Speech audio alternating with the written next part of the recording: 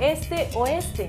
Ustedes saben que las violaciones sexuales y la violencia sexual pues es muy común en nuestra sociedad y atraviesa prácticamente tanto a todas las clases sociales y no tiene nada que ver el sexo ni tampoco la edad. Pero cómo nosotros como sociedad afrontamos este tema, cómo atendemos a la víctima y cómo podemos avanzar hacia una ruta de tratamiento y de abordaje mucho más justo y más humano. Ese es nuestro tema de hoy. Vamos a conversarlo acá con la licenciada Mayra Vélez, sea secretaria general del Ministerio Público. Bienvenida, licenciada. Gracias. Y también con la licenciada Claudia Diegues, quien es psicóloga de la Fundación Sobrevivientes. Gracias. Muchas gracias por acompañarnos. Buenas tardes. Este tema de las violaciones sexuales y de la violencia sexual es algo que se vive día a día en muchísimas familias, como yo decía, sin que esto tenga que ver con clase social, ni con etnia, ni nada. Pero muchas veces se reduce a las cifras o a un caso aislado que de pronto se conoció en los medios de comunicación, porque es uno de los hechos que más tiende a ocultarse en las familias y por parte de las personas. Y entonces a veces cuando este hecho se presenta, pues nos mueve como sociedad, pero no lo hemos asimilado lo suficiente ni lo hemos humanizado lo suficiente. Yo quisiera que empezáramos en esta ocasión narrando alguna historia de algún caso de violación o de violencia sexual que afecte tanto a hombres, a mujeres o a niños. No sé si quiere empezar, licenciada. Gracias, claro que sí, buenas tardes. Uno de los que recuerdo más es la violación de un joven de 20 años, en el cual pues lo drogaron subiéndose a un taxi, él paga el servicio, le ofrecen una botella de agua, él ingenuamente se la toma y cuando despierta, pues despierta con malestares corporales, muy mareado y pues decide ir al médico y el médico pues le dice, mire, usted merece una atención hospitalaria porque usted ha sido violado. Esto va más allá de un mareo, de una náusea y demás.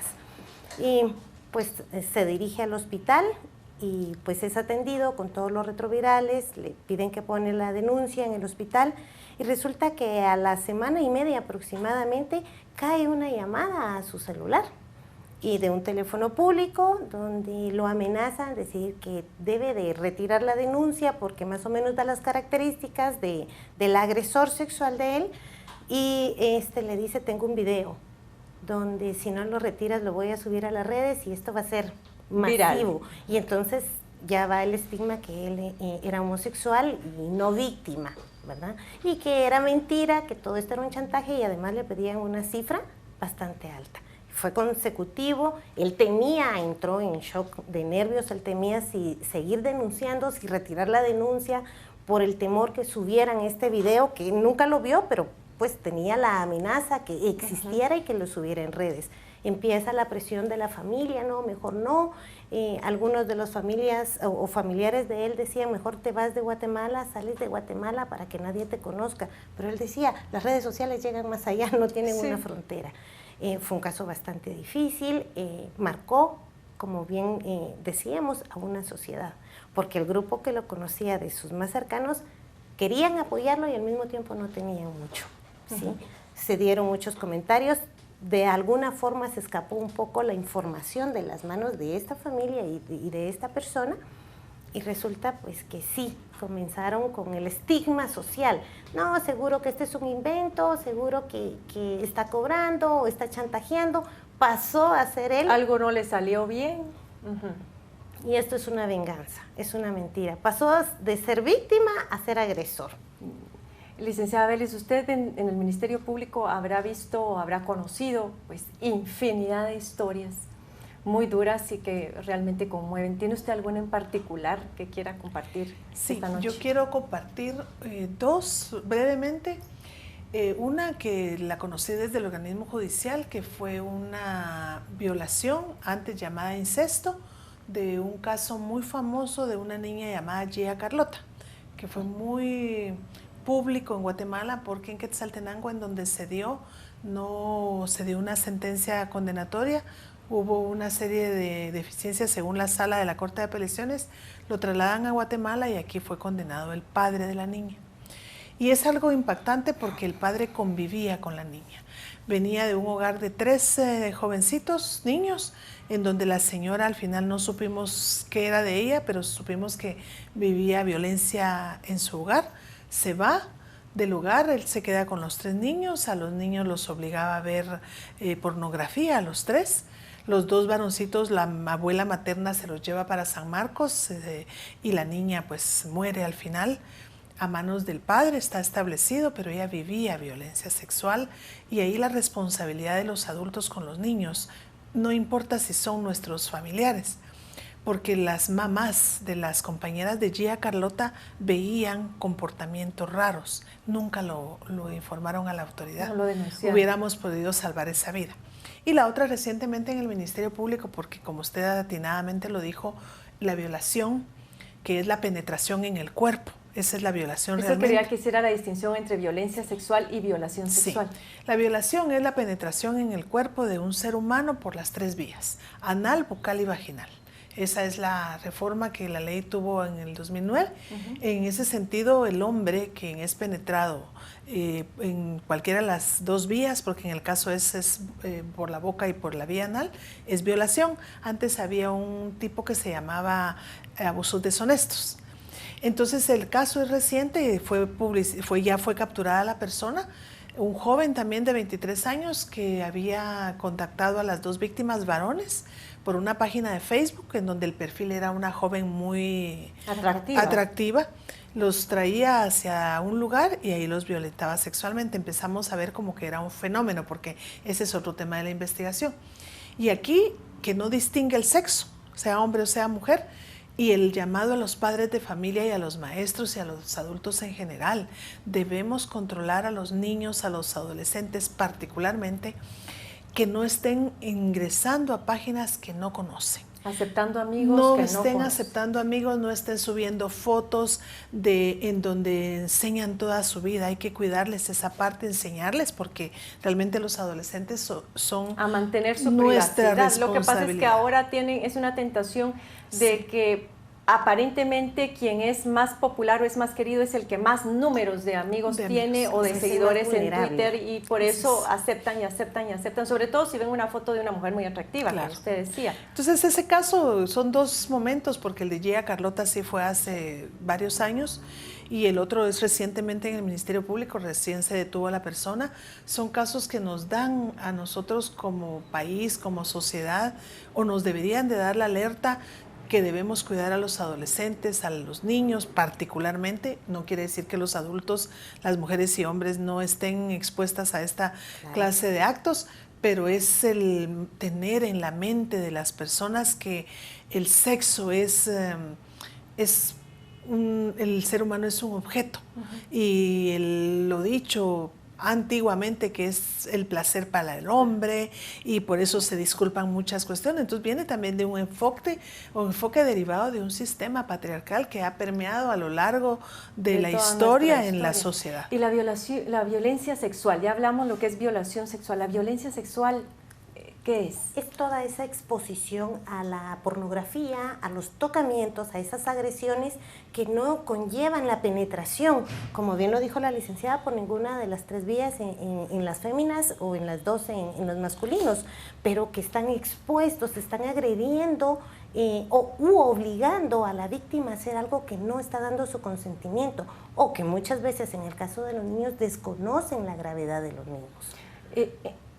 Existe todavía la confusión para muchas mujeres, precisamente por esa cultura en la cual vivimos, de que cuando se es marido y mujer no hay violación. Sí hay violación, porque si no están dando el consentimiento... Es decir, si la mujer no quiere tener una relación sexual y es obligada a someterse a ella, eso es una violación. Es violación. El hecho de saber que son esposos no obliga a ninguno de los dos a someterse a actividades sexuales sin su consentimiento. Ahora bien, cuando es una violación violenta, con todo el lujo de fuerza y demás, donde se daña mucho el cuerpo, ya sea del hombre o de la mujer, hay instancias como el INASIF que llegan a determinar esa violación sexual. Ahora, hay otro tipo de sometimiento, digamos, en donde únicamente lo que hay es pues resistencia o la otra pareja no quiere sostener la relación sexual, pero al final termina accediendo, termina sometiéndose a ella. ¿Cómo puede comprobarse en el momento en que uno va a poner una denuncia? Una mujer se acerca a decir que su esposo la viola porque suele tener relaciones sexuales con ella permanentemente, digamos, con su oposición. Ok.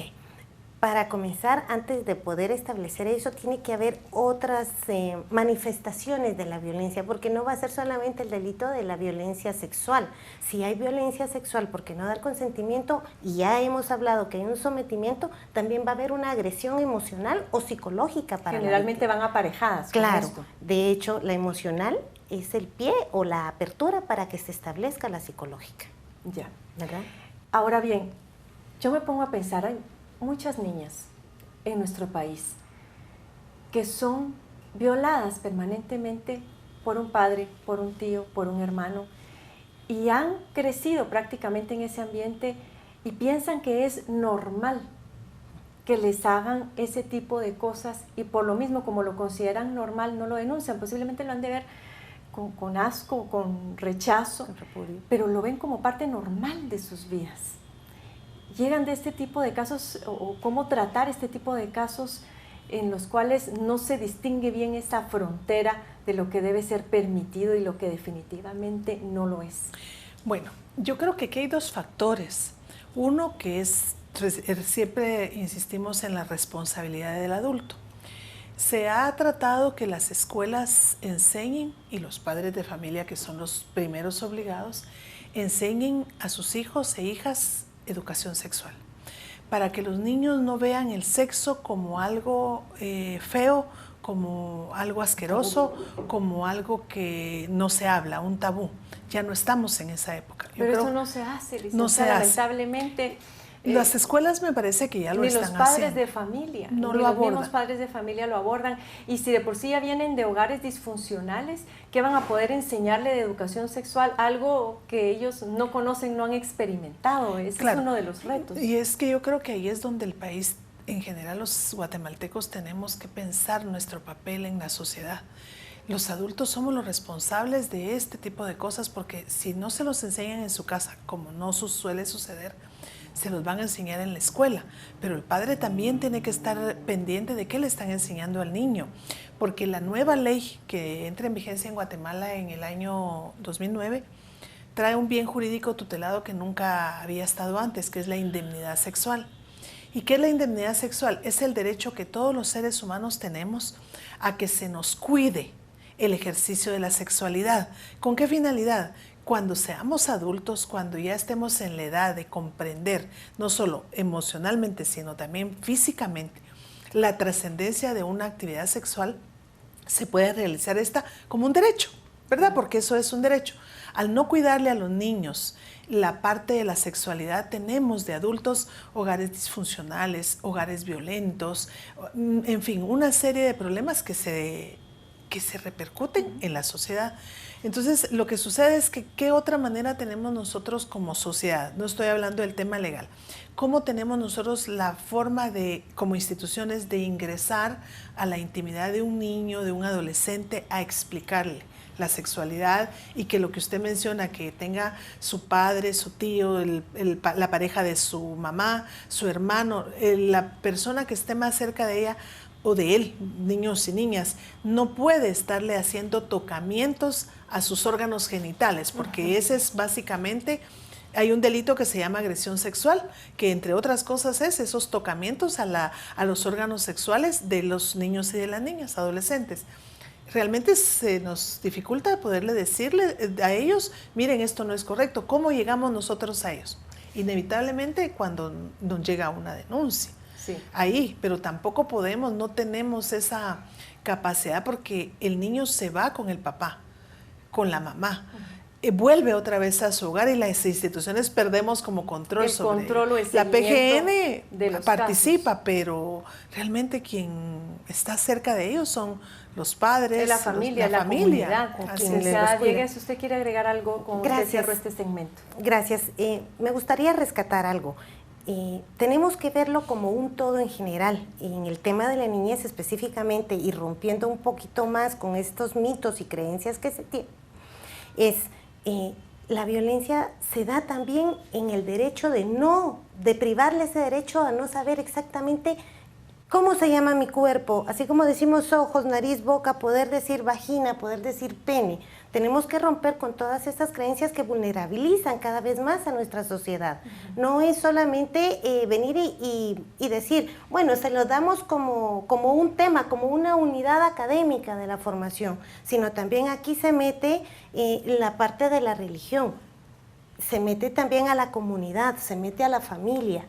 Somos todos, es decir, cada violación, cada agresión o cada abuso sexual que se dé, no es solamente a una persona, nos está sucediendo a todos, es a nuestros niños, es a nuestras jovencitas y a nuestros jovencitos, son a todos los adultos. Aquí también es de medir qué tanta información puede tener los padres para que sea la adecuada que les llegue a ellos. Hay mucho, pero muchísimo que hacer. Y por eso es que ahora, toda vez se les dé la información adecuada, que me parece muy responsable de todos nosotros colaborar para que esto se dé desde el respeto de la persona, no importa la edad y la condición, el saber qué escucha, qué siente, qué piensa, porque le pueden dar la unidad académica, pero se quedó igual y no entendió lo que es. Y entonces viene y se lo va a contar a la mamá o a la abuelita. En estos casos, por ejemplo, estamos rompiendo con cuántas generaciones de creencias que para ella era pecado hablar de sexualidad. Así es, sí. Y es un escándalo. Y es un estigma después todo esto. O sea, hay que ver que es un general todo esto. Quiero volver en el segundo segmento para hablar de cuál es el perfil de los victimarios. Cómo se vive esto desde la víctima, el acompañamiento de los profesionales, el acompañamiento de la familia y de la comunidad justamente. Así que sobre esto vamos a conversar al regresar de este corte. Quédese con nosotros.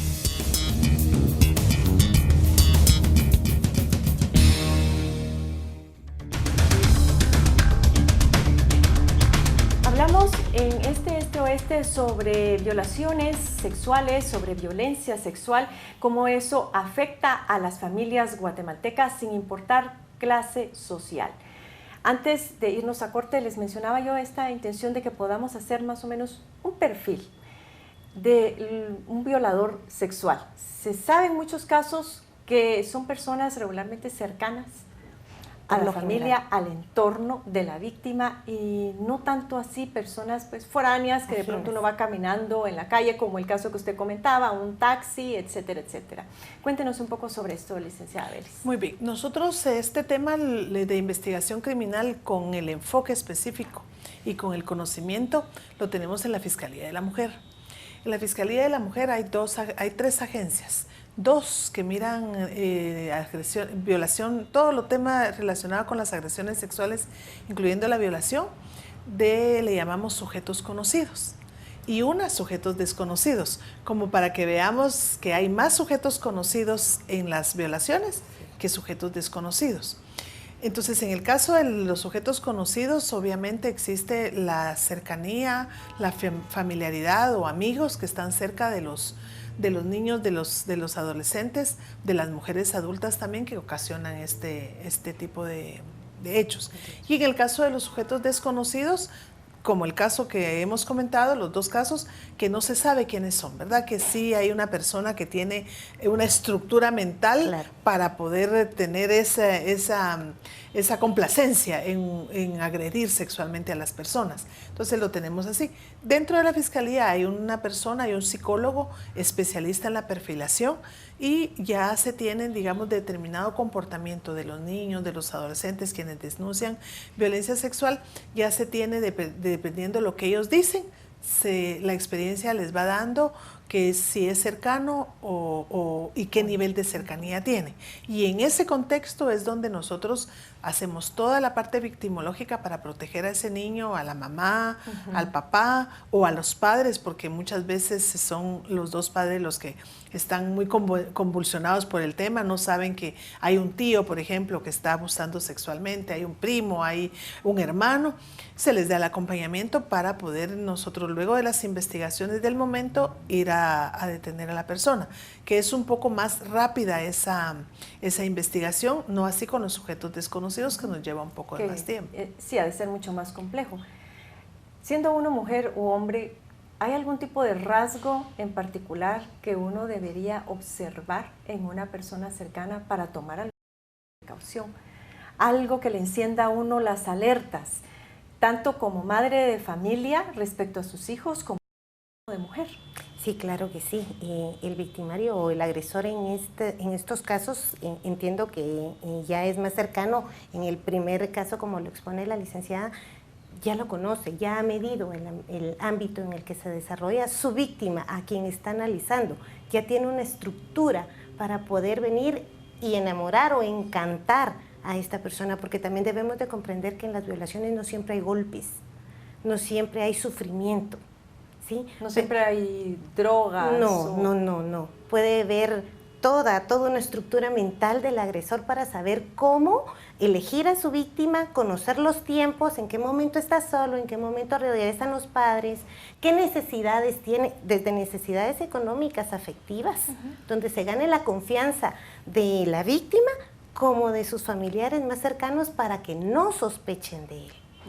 ¿Sí? Entonces, en base a todo esto, también le permite al agresor medir el tipo de reacción que se pueda dar. En mi experiencia, los prepara. El agresor los prepara. Fíjense que salió en las noticias o se inventa cualquier historia para escuchar la reacción que tienen los padres o la propia víctima, para ir midiendo. ¿Qué tan vulnerables son? Tan vulnerables van a ser y qué puede hacer él ante una reacción que él no tenga contemplada. Entonces va preparando el campo, va preparando su camino. Y por ejemplo, si sabe que los padres están ausentes por los horarios laborales o porque les toca trabajar sábado y domingo, se ofrece a llevarlos al campo de fútbol o al parque. O al colegio. Y al colegio y se sienta a hacer las tareas. Y si es la abuelita, no se preocupe, usted descanse, yo me encargo de las tareas. Entonces, qué bueno es esta persona, y sea hombre o mujer. Claro. Es encantador, o sea, es lo máximo. ¿Quién va a sospechar de una persona que además por X tiempo determinado se porta muy bien con ellos? Habla de principios, va a la iglesia, o sea, no hay sospecha sobre esta persona. Y comienza a agredir poco a poco. Empieza como un accidente, como un te amo, pero no un te amo de pareja, de relación sentimental, sino, ay, me recuerdas a mi hermanito, o ay, mira, tú eres muy especial para mí, por eso te traje este regalo. Sucedió que llegó el cumpleaños de esta víctima y le hace un homenaje especial. Simula cariño, afecto. Simula cariño y afecto. Y entonces el niño, ¿qué desconfianza va a tener? Claro. Pero ahora, la alerta para responder a la pregunta es, ¿por qué esta persona dedica tanto tiempo y especialmente a mi hijo o a mi hija o al miembro de la familia que sea? ¿Por qué se ofrece conmigo, adulto, a llevarme, irme a traer al trabajo, irme a hacer el súper o el mercado porque yo no puedo? ¿Por qué es tan especial? No quiere decir que de todos debemos de desconfiar, pero tenemos un sexto sentido que sale del patrón de lo normal y ya debe entonces de esa excepcionalidad ponerse en tela de duda. Ahora, desde el punto de vista de la víctima, ha de ser muy difícil pasar por una situación de estas, sobre todo cuando la víctima finalmente tiene que denunciar porque posiblemente llega a un hospital y entonces sabe que se va a enterar la familia, que se va a enterar la comunidad, que posiblemente se va a enterar la prensa. Y generalmente las primeras reacciones son, yo lo escuchaba el otro día una narrativa en un medio de comunicación, no acá en Guatemala, en Argentina, se había violado a una muchacha y lo primero que dijo el reportero fue, y los vecinos dicen que vestía una pantaloneta muy corta y una blusa bastante ligera. Inmediatamente interviene su compañera que estaba en el set del noticiero y le dice, perdóname, y ella lo pone en su lugar ahí, le dijo, eso no tiene absolutamente nada que ver con el hecho de que haya sido violada. Entonces tenemos ese tipo de justificaciones y luego la víctima tiene que enfrentarse a ello. Licenciada Belis, ¿qué hacer en este caso para esa atención a la víctima con humanidad? Porque tiene que estar fortalecida para superar ese hecho tan lamentable de su historia, pero además lo que se viene después del proceso, después de la violación. Bueno, solo antes de responder su pregunta quisiera aportar a las alertas para los padres de familia, especialmente con los niños, los adolescentes también.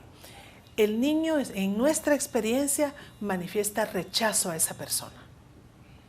Entonces a veces los papás no leen y los forzan. Y los forzan a que estén con esa persona. Maestros, cuando el niño está rebelde, dicen, está rebelde porque no quiere ir a estudiar. Puede ser que tenga alguna rebeldía propia de la edad, pero hay que ponerles atención.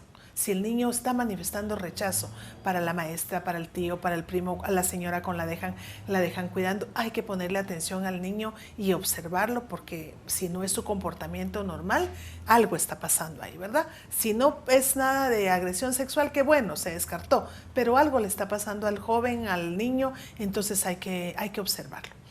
En el caso de lo que me decía, nosotros en el Ministerio Público hemos tenido el cuidado de reservar los datos de la víctima. ¿Por qué? Porque precisamente por el estigma social, lo que le implica a una víctima denunciar no es fácil. Tenemos muchos casos en donde las víctimas no quieren denunciar, llegan al mismo hospital y no quieren denunciar. Nosotros ahora tenemos fiscalía en el Roosevelt y en el San Juan de Dios, y los médicos han estado bastante sensibilizados ante la problemática y nos lo avisan. Entendemos que hay muchos factores por los cuales no quieren denunciar, o los mismos médicos no quieren que se ponga en conocimiento por muchos factores, pero ha habido un proceso de reconocimiento de las responsabilidades sociales de cada persona. Nosotros reservamos los datos, nunca los ponemos ni en el sistema. Y cuando vamos con el juez, los jueces han sido muy accesibles, conocen esta problemática, lo identificamos como víctima A, B, C, D. Entonces no queda en el sistema, no queda en los escritos, no queda en ningún lugar, y entonces eso ha permitido también que las víctimas respetarles esa parte de su privacidad y el escrutinio público que pueda suceder en el caso de que ya no van a decir la señora, el señor, el joven, sino la violada o el violado, ¿verdad? Eso es bien difícil porque un acto delictivo en general le destruye a una persona su proyecto de vida, pero un acto sexual se la mutila totalmente. Entonces nosotros hemos tenido ese cuidado con ninguna víctima de violencia sexual, mucho menos adolescentes y niños, niñas. Reservamos datos totalmente para que no se expongan a esa. Hay una desestructuración de la personalidad. Usted mencionaba antes de salir al aire, cada vez que se da un hecho de esta naturaleza. Pero además yo me ponía a pensar en esta muchacha del Instituto Adolfo Béjol. Por mucho que se trate de mantener la privacidad, es decir, hay cierto radio de personas que sí se van a enterar del hecho. Por supuesto. Luego, si esta muchacha regresa eventualmente a ese mismo centro, a ese mismo instituto, va a ser víctima o de bullying o de ese tipo de señalamientos. Ay, es la muchacha que violaron. Cada vez que la ve, y no deja de tener nombre. Deja de tener nombre, es la violada, o fue la muchacha que fue violada. Cuéntenos un poco cómo se enfrenta a esta situación. Me gustaría rescatar algo que dijo la licenciada. En cualquier víctima también tenemos que pensar que no es solamente la propia agresión, dolor y trauma que ha vivido, sino que se enfrenta a tener que decirlo ante desconocidos, a tener que narrar lo sucedido, cómo, dónde, quién, y un sinfín de preguntas que ella o él lo que menos quiere es recordarlo, ¿sí? Y luego de eso también ve el sufrimiento de la familia. No afecta solamente a la víctima directa. En el caso que fuera una violación desde el ámbito de la familia o de alguien conocido como el profesor, por ejemplo, o el señor que maneja el bus que me lleva y me trae, vuelvo a lo mismo, a la amenaza, a que no me creen, a que le creen más, a que yo provoqué como víctima porque estoy vestida, porque estaba bebida o porque ya era un horario más alto de la noche y yo andaba sola. O sea, se enfrenta a demasiadas cosas que lo primero que hace es mejor callar, decir, no quiero hablar de esto, ¿de qué me sirve denunciarlo? No, va a cumplir sus amenazas. Y si fuera en la familia, y si hay otras víctimas secundarias, por ejemplo, hermanos, por tu culpa, mi papá o mi tío o mi abuelo está preso. Sí. O está preso si se llegara a detener. Esa es tu culpa, es tu responsabilidad.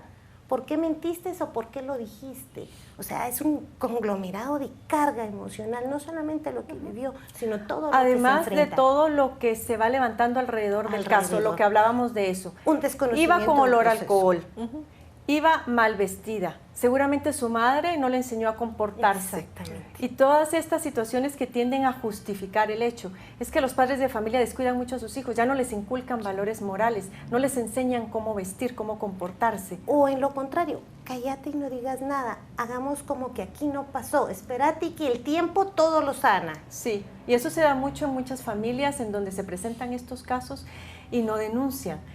Yo no sé, yo leía un estudio hace algún tiempo en donde decía que los pocos casos que finalmente llegan al Ministerio Público, a conocerse por las instituciones del Estado, regularmente son casos que ya no pudieron ocultarse, como este del Adolfo Bejol. Y regularmente también provenían de clases sociales bajas, y es un tipo de situación que tendía a callarse más en clases medias o en clases altas. No sé si esto es real o es un mito. Por supuesto. No, por supuesto que es real. ¿Qué sucede? No en todos los sucesos, pero sí en una mayoría, y en Fundación Sobrevivientes lo hemos visto, que ya sea el victimario que empieza a comprar, a dar recursos para sacar a la víctima del país, para darle otro estatus de vida, para que no se sepa lo que pasó y evitar enfrentar un proceso de justicia si así lo desean los familiares o la propia víctima. Entonces, ¿qué es lo que hacen? Callan la situación. Por eso es que no se conoce. No es porque no se dé. Sí se da. O el miedo que yo conozco a fulano, las influencias, o mira, manejo un arma. Sí. Puede sucederte algo, o si lo dices, sucede algo más a alguien. O se va a quedar sin trabajo tu mamá o tu papá.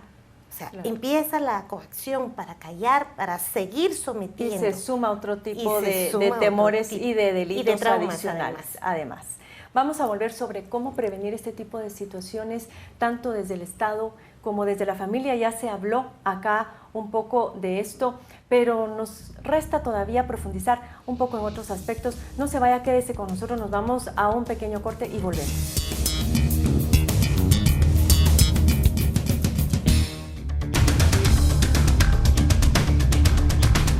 Gracias por continuar con nosotros. Hablamos sobre violaciones sexuales y violencia sexual, los efectos que eso tiene sobre las víctimas, sobre la sociedad en su conjunto, las familias y sus comunidades. Hablamos de cómo respondemos ante este tipo de situaciones, los estigmas y todo con lo que la sociedad tiene que cargar. También tenemos casos de pederastía dentro de algunas religiones, y es un tema que pues toca bastantes sensibilidades. Y yo creo que ese es un ámbito bastante propicio, justamente porque se gana eso, la simpatía, la confianza, el cariño. En la mente de un padre de familia es imposible pensar que el pastor, por ejemplo, va a abusar de su hijo, o el sacerdote va a abusar de su hijo. Nunca en la vida, y por eso se confía en esa persona, y sucede lo que lamentablemente sucede. O maestros también. Y también conversamos sobre cómo la mayor parte de casos podría ser no llegan a conocerse por los tribunales de justicia. Hablaba el comisionado Velázquez esta semana justamente de un 97% de impunidad en el país, pero si a ese 97% sumamos todos los silencios que hay alrededor de casos de violación y de otro tipo de delitos, yo no sé a cuánto podríamos llegar en el país, porque eso también es impunidad. Entiendo, licenciada Belis, que ustedes en el Ministerio Público han incorporado un enfoque de género, y específicamente en este tipo de casos, bastante especial. Incluso con ocasión de la conmemoración del Día Internacional de la Mujer, ustedes presentaron un programa que incluye un botón de pánico. Sí. Cuéntenos un poco sobre esto para que podamos estar informadas e informados. Muy bien. Esto es una forma de darle, que la fiscal general encontró para darle una atención inmediata a los actos que están ocurriendo en tiempo real. Entonces, son 3 formas de comunicarse al Ministerio Público. La primera es a través de una aplicación. Recientemente, el año pasado, se lanzó la aplicación para el delito de extorsión. En la misma aplicación está el botón de pánico Así que quienes tienen en su celular esa yo tengo la de aplicación, extorsión. entonces esa misma la apertura y ahí dice si se quiere registrar como mujer víctima, ¿verdad?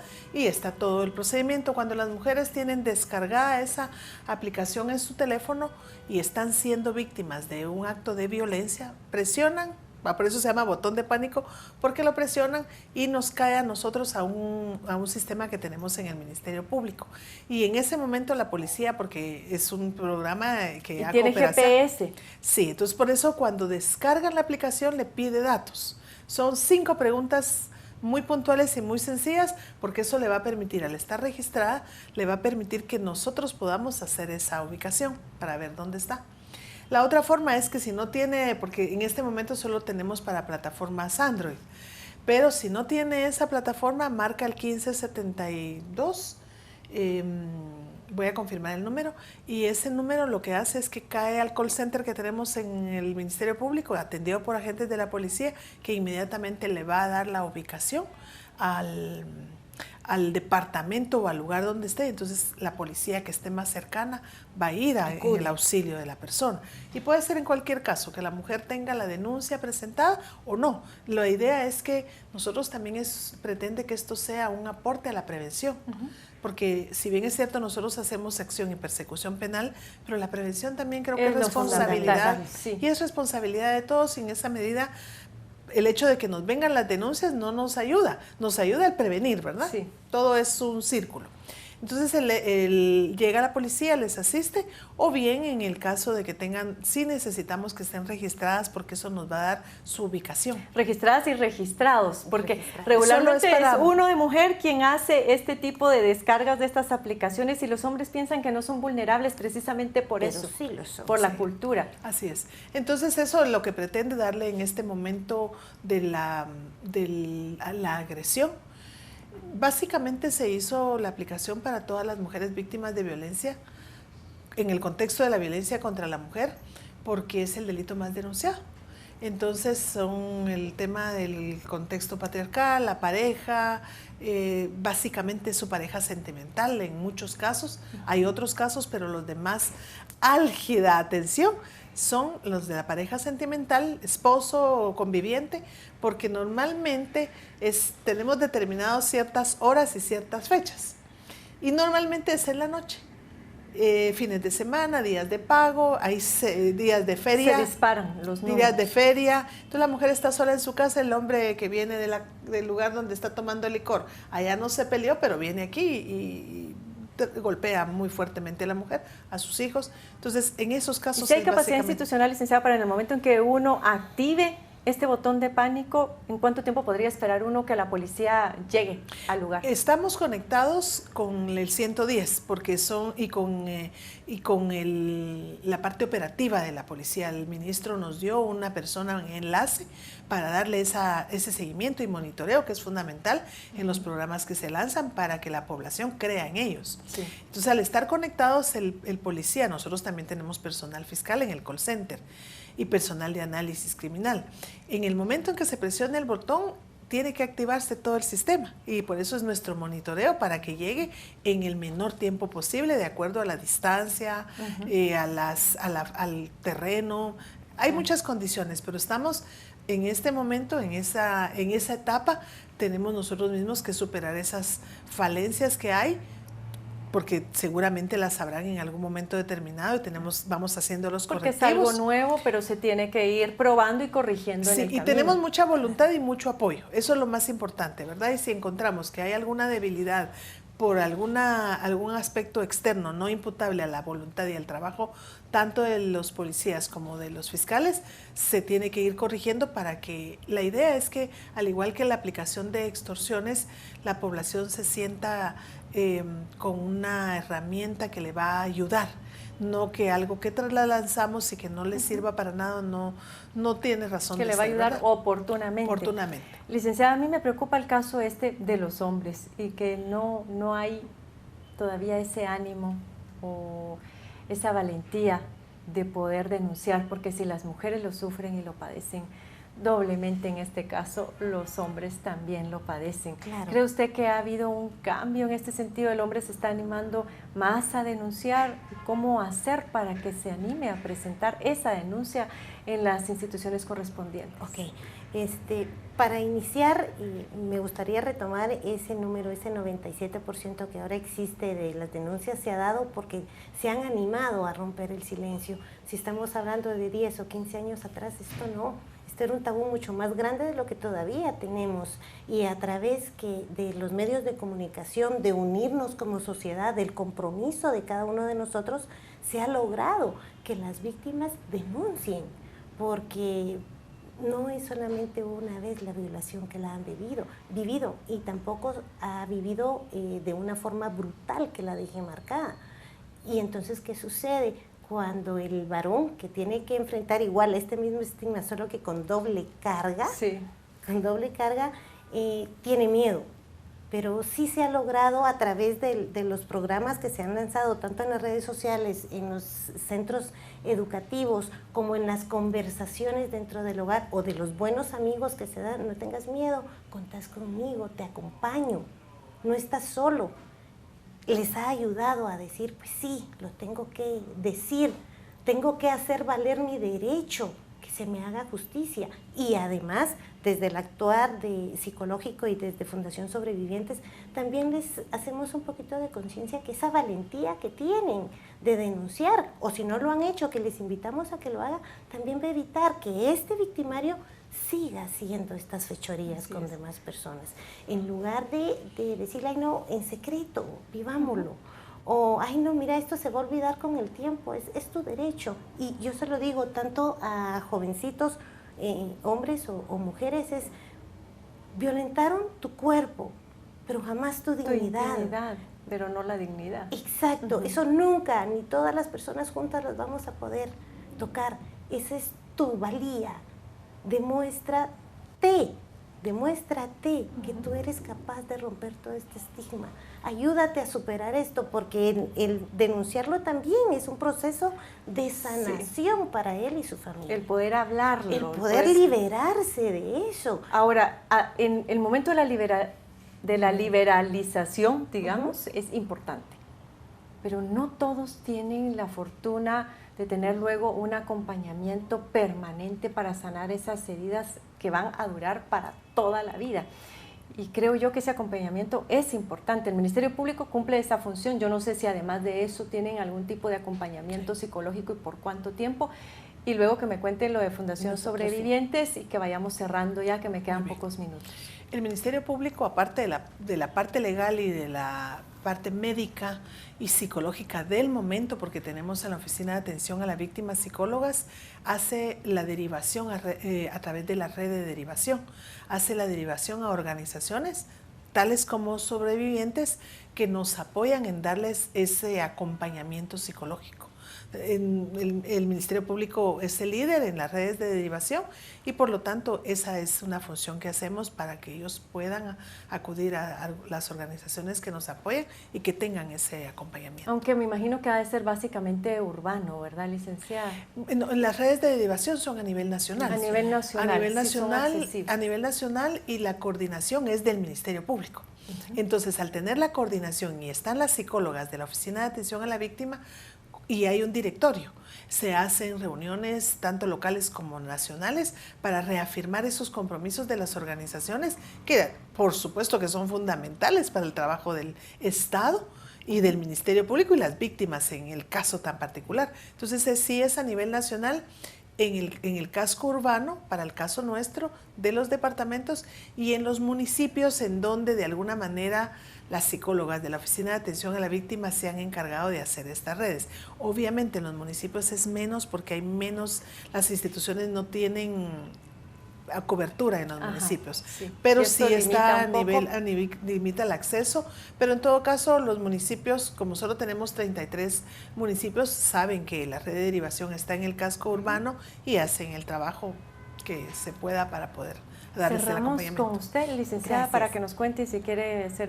lanzar una idea particular o una recomendación particular. Ok, muchas gracias. Primero, Fundación Sobrevivientes da el acompañamiento desde la asesoría de cómo poner una denuncia, da el proceso psicoterapéutico a la víctima y a la familia, brinda especialización en trauma en su metodología de aplicación y también trabajamos a nivel departamental dependiendo de la distancia y la localidad en la que esté para apoyar a la víctima y a la familia.